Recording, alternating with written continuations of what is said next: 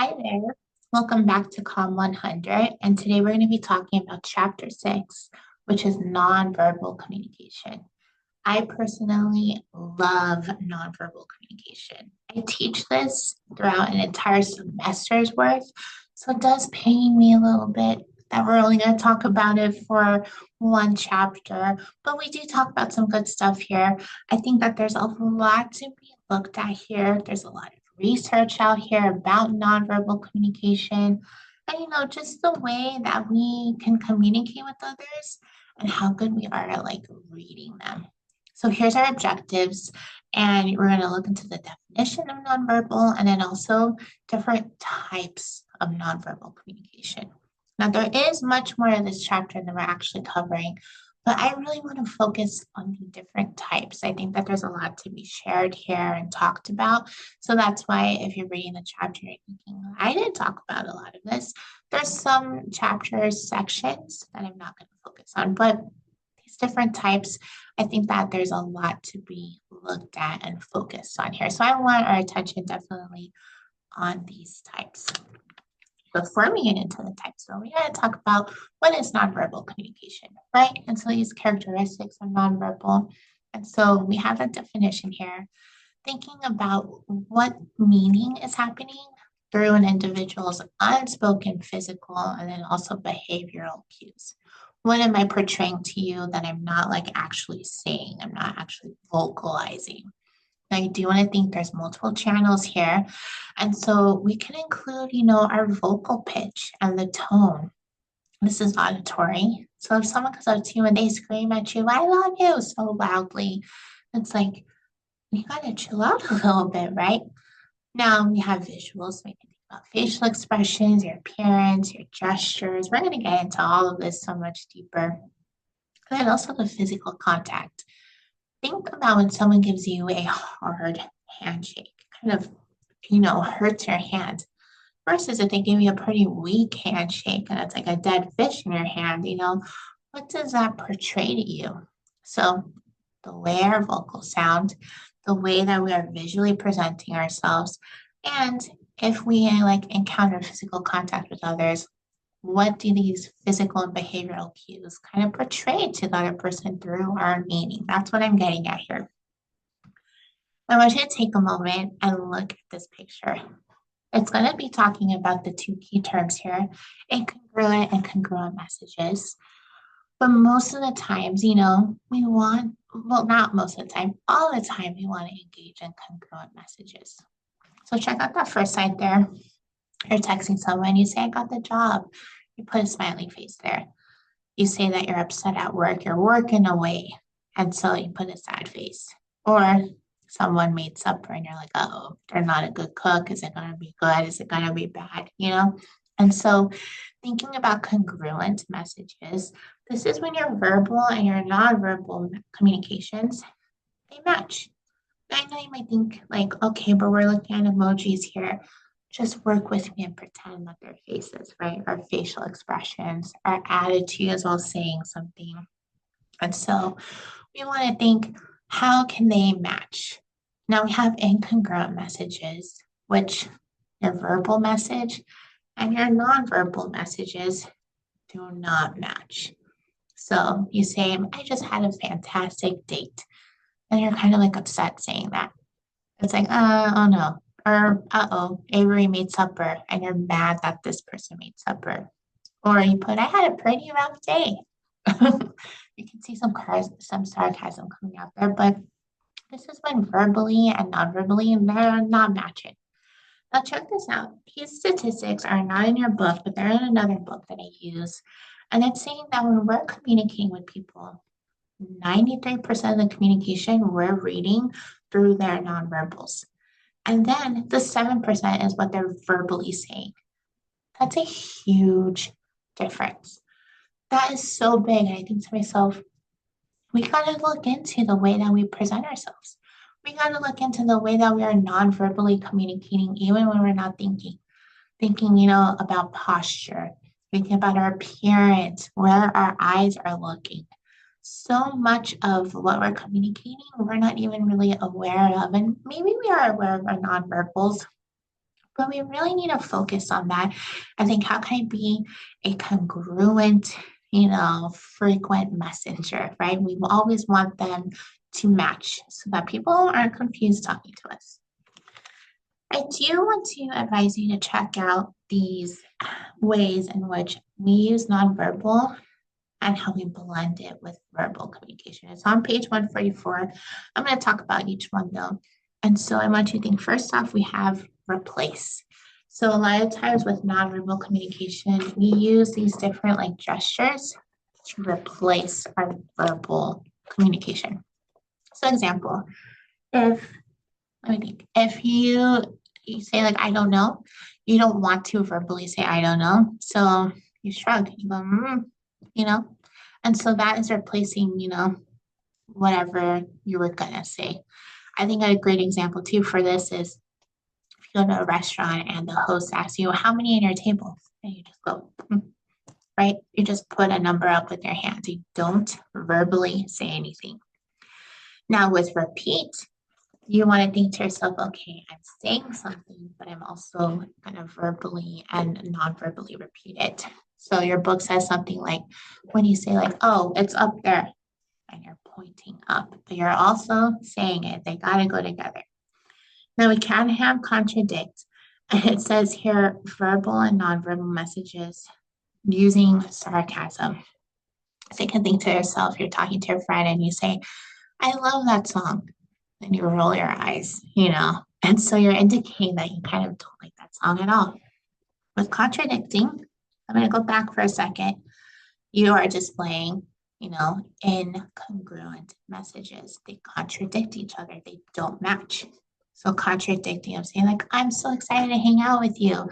Then you put like a sad face or whatever. And it's like, I'm so confused. What are we talking about? We're not being clear. We're not being effective. We're not being competent. Now we do have enhanced. And so this one says you're telling your roommate about professor who, what does it say here? You're telling a roommate about professor who kept playing with their hair while lecturing and was playing with their own hair to like kind of enhance the story. So you're kind of using these nonverbal communications to add to your story. You're enhancing it by showing off what that person did, what you're now doing now. We also have spotlight. And so this can mean like you're elevating your voice. Maybe if you're upset and you're saying, I didn't say that, and you slam your hand down on the table, the spotlight is, I didn't do it. And so you're trying to show you're elevating your verbal and nonverbal messages. These are all great ways, and we constantly use these nonverbal communications to blend in with our verbal communication. And I really love this area. I want you to kind of focus on it. Now we're getting into my favorite part of this section. And these are the different types of nonverbal communication. Some people, they also call this nonverbal codes. So you might hear me say that, but these are just ways that we kind of showcase different nonverbal signs towards other people using different parts of our body and then also kind of portraying what's happening around us. So you're going to see that this first code, it is called kinesics. And what kinesics means is it's all about body movement. It focuses, on our facial expressions. When we're happy, we're smiling. When we're sad, we're not smiling. The way that we engage in eye contact with others. That's why I like to ask you, like, if you've ever talked to someone who is not listening to you, they're not looking at you, and it really impacts the way you're going to communicate and interact with them. There is some research too on pupil dilation. I want you to think about cats. If you've ever had a cat, I have two cats. And when they get really active and hyper, their pupils in their eyes, they dilate and they become bigger because they're intrigued, they're excited about something. And so that's our body's physiological, natural, organic way of showing interest. We do that too. Now we also have gestures, which this one gets into, similar to what we just discussed, different ways in which nonverbal communication can blend or replace these different gestures into our verbal communication. So we have emblems. You're going to see a lot of similarities here, and you should. Emblems, you're waving your hand when someone says hi. you say hi to. We also have illustrators, which accent verbal messages. You could say, I caught a fish that was this big, right? You're illustrating how big the fish was. We have regulators, which this kind of helps control talking. So when you're talking to someone and maybe you're not done, you're like, oh, 1 second, maybe you have to like sneeze or you have to cough, and you're like, 1 second, you're regulating the conversation. And then we have adapters, touching gestures. Their book here talks about, rubbing your chin when you have a tough question, or you're just kind of thinking like maybe you're fidgeting with something, right? These are adapting to what we're doing, and it's just something, some kind of body gesture that we're doing. We also have body postures, which I want to look at the photo that I included here. You're at an interview for a job, how are you going to sit? Are you going to sit like the first chair, kind of upright, and you're attentive and ready? Or are you going to be kind of slouching and like a little too comfortable, looking around? You look a little lazy, right? We got to think about our body movement. We have to think about kinesics and what we're trying to portray to the other person. We do have vocalics now as our second nonverbal code. And this one, it deals with our voice. You can see that it deals with our tone, our pitch, our loudness, and then how quickly or how soft or how slowly we're talking, right? So much goes into the way that we're choosing to portray our voice to others. I think about when I'm talking to people, you want to talk in a manner in which you can hear each other and you're comfortable with it. But also, like, if you got to put some emphasis on certain words, maybe you're excited about something, so you're talking quickly. Or I love it when people tell a secret and they really hush their voice and they're talking low and slow. And it's like, ooh, this is going to be the good stuff. Vocalics, though, I want you to think about the way that we use our voice to portray our meaning and message to someone. Not the specific words, not the specific language, but just the way we're delivering it. I think about like radio DJs, and how they use their voice to kind of portray certain personalities. I can totally picture how some DJs look, but I've never even seen them before, just based off of, their vocalics. And we have haptics. This is our second code. And this one really focuses on touch. Remember when I told you like the way that someone shakes their hand, if it's a little too hard versus a little too soft, you're gonna judge them. So thinking about, okay, we have all these different types of touch. First one is that functional professional touch. This one looks at, maybe you're at the doctor and like they need to touch your neck. You're showing something that hurts. They need to touch you there because that's the functional professional touch. You may think about personal trainers. They help you stretch. They help you do, workouts. But a lot of times, this touch, it's only professional and it's helping you get the job done. Now we have social polite touch, which this is handshaking. It could be hugging if you're a little closer with them. But it's just a social way showing like, hey, I'm here, the social norm of like, I need to engage in some kind of touch with you and then move on, like nothing more. Now we do have, and you can see how it gets a little bit more intimate. We have friendship, warmth, touch. This is, again, can be longer hugs. You're talking to each other and you touch them on the shoulder and you're just there with them. It says like giving your friend a squeeze in a sense. We like to be touched by the people that we know if we're comfortable with it. Our fourth one is love and intimacy touch. And this one, exactly the way that it sounds. You can think about when you're with your romantic partner, you have a longing hug.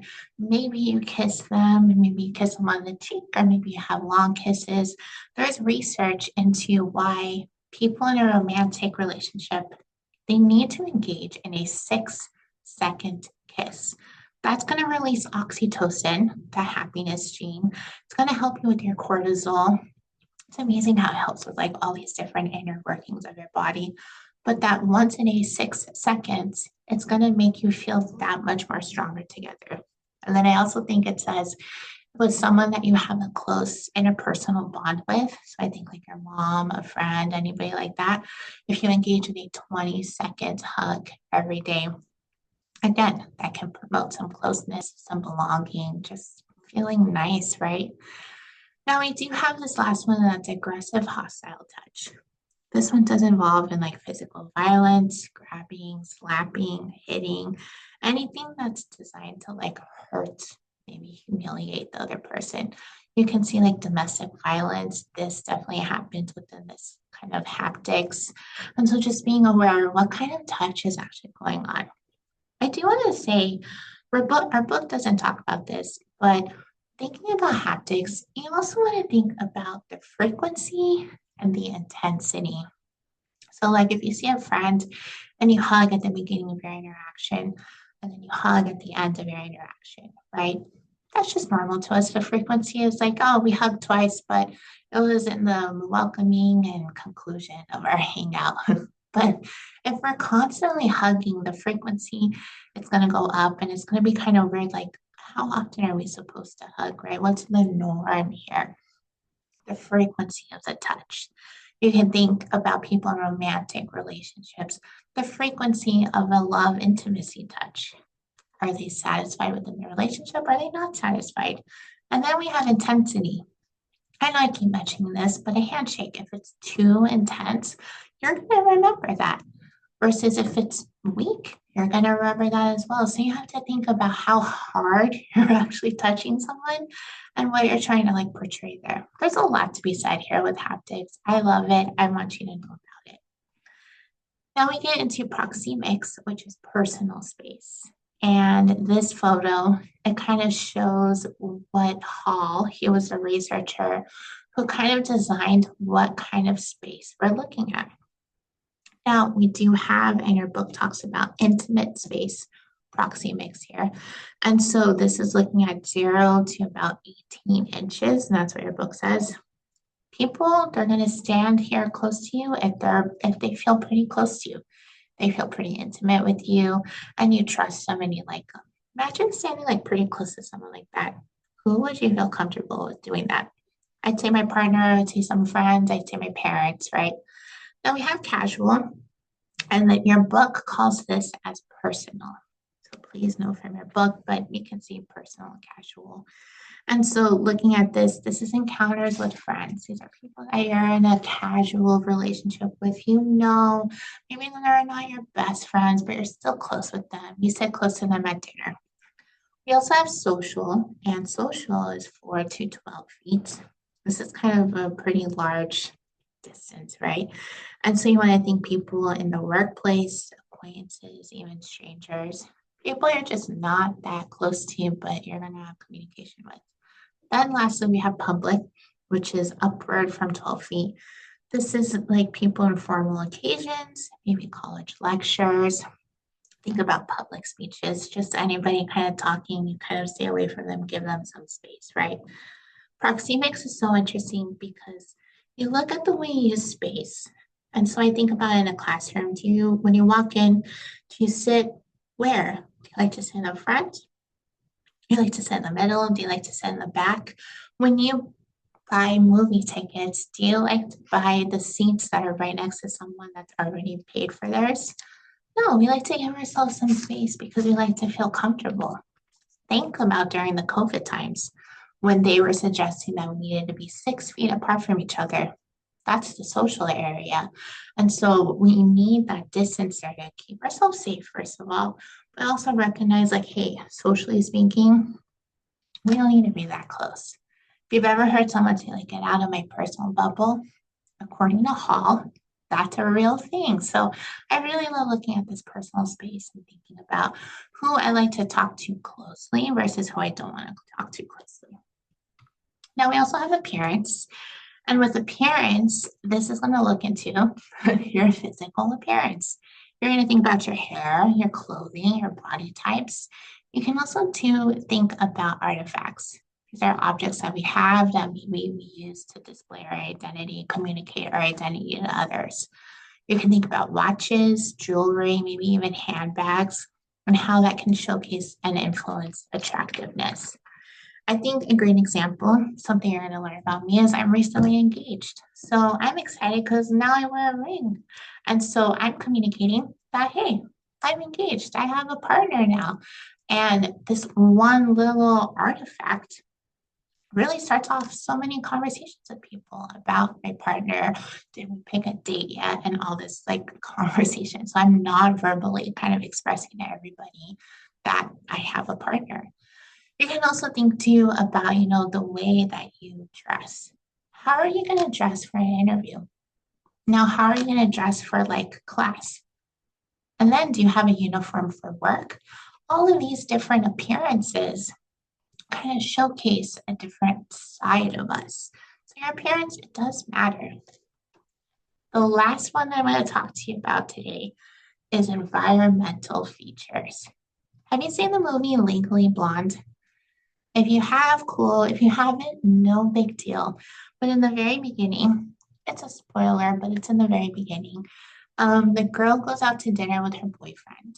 And they go to a very romantic restaurant. And you can see a picture down here. I put like a romantic restaurant.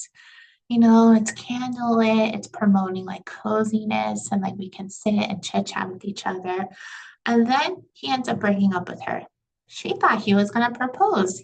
She's like, you told me to get ready and look nice and go to this fancy dinner. This environment is promoting love, right? And he's like, no, I think we should go our separate ways. So he was being incongruent with his message, choosing a bad environment, and then verbally saying something totally different. Our environments can really help promote certain types of communication. And so you want to think about fixed features first off, and these are relatively stable parts of the environment. Think about you're in my office right now, and I have a window right here. This is a stable part of the room, and it's like, okay, hey, I enjoy a window. I like seeing the light from outside, seeing the weather out there. If I didn't have a window, it'd be a little depressing in here, right? These are things that we cannot change. Whereas semi-fixed features, these are impermanent, and they're usually easy to change. Think about the furniture, the lighting, the color. Think about like all the stuff as well. So I have three pictures here, and we already talked about the romantic dinner. That's promoting love, closeness, just being with someone, enjoying a meal. And I want to look at the picture above that. And this is called a conversation pit. These were really popular in the 70s. And although I was not alive in the 70s, I want to bring this room back. What it is, you can see it's just like a circular couch. Maybe you walk down and you're able to just promote conversation. You're able to promote talking to each other and focusing on each other. I want you to think about your living room. And if your couch is it aimed towards the TV, the attention is towards the TV. So we're not really promoting, connecting with one another, talking. Check out this picture with that big yellow fixture, I guess. This is your Google offices. And I'm sure that you've heard about the Google offices, but they're really big on like having fun working environments. They want people to be collaborative here. They want to include a lot of color just to get the imaginative, engine running. And so with these environmental features, they're promoting a different type of verbal communication through the nonverbal displays of what their office should entail.